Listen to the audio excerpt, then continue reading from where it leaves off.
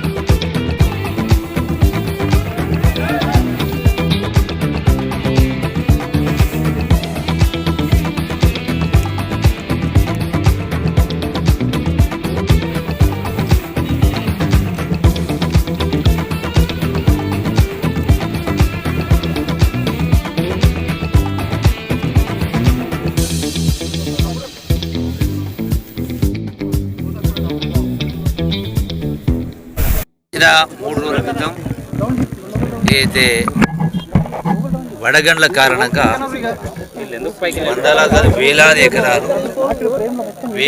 ఎకరాల పంట నష్టం జరిగింది. అది వరి పంట, మక్క పంట, అట్లాగే అరటి కావచ్చు, తోటలు కావచ్చు, అన్ని రకాల పంటలు కూడా పూర్తిగా నేలమట్టమైన ధ్వంసమైనవి. రైతాంగానికి ఒకటి తీరని క్షోభ మిగిలిచిపోయింది. ఈ ప్రకృతి వైపరీత్యాలు అవి కూడా మన కంట్రోల్లో లేవు. రైతాంగం నష్టం జరిగింది. అయినా కూడా రాష్ట్ర ఆర్థిక పరిస్థితి గత ప్రభుత్వాలలో చిన్న భిన్నం అయినా కూడా ఈ రోజున గౌరవ ముఖ్యమంత్రి రేవంత్ రెడ్డి గారి నాయకత్వాన ఈ పంట నష్టానికి సంబంధించి ప్రతి ఎకరానికి పంట ఏదైనా ప్రతి ఎకరానికి ఎంతమంది రైతులకు ఎన్ని వేల ఎకరాలు నష్టం జరిగిందో ప్రతి ఎకరానికి ప్రతి సెంటు కూడా ఈ రోజున ఎకరానికి 10,000 రూపాయల చొప్పున ఈ యొక్క పంట నష్టం ఇచ్చేటువంటి ఏర్పాటు చేయడం జరుగుతుంది. ఇప్పటికే సంబంధిత గౌరవ ముఖ్యమంత్రి గారు చెప్పడం జరిగింది. సంబంధిత వ్యవసాయ శాఖ మంత్రి తుమ్మల నాగేశ్వరరావు కూడా వ్యవసాయ అధికారులను ఆదేశించడం జరిగింది. ఇప్పటికే అధికారులు వచ్చి ఇక్కడ వచ్చి కూడా ఇది సర్వే చేసుకుని పోవడం జరిగింది. ఈ సర్వే అయిపోయిన తర్వాత వాళ్ళు పూర్తిగా గణాంకాలతోటి రైతు వారీగా సర్వే నెంబర్ వైజు ఎన్ని ఎకరాలు పోయిందో మొత్తం సమర్పించిన తర్వాత ఆ లెక్క ప్రకారమే ప్రతి రైతు ఖాతాకు ఎకరానికి 10,000 రూపాయల చొప్పున వాళ్ళ ఖాతాకు జమ చేయడం జరుగుతుంది. ఇది ప్రభుత్వం నిర్ణయం. ఒకటి.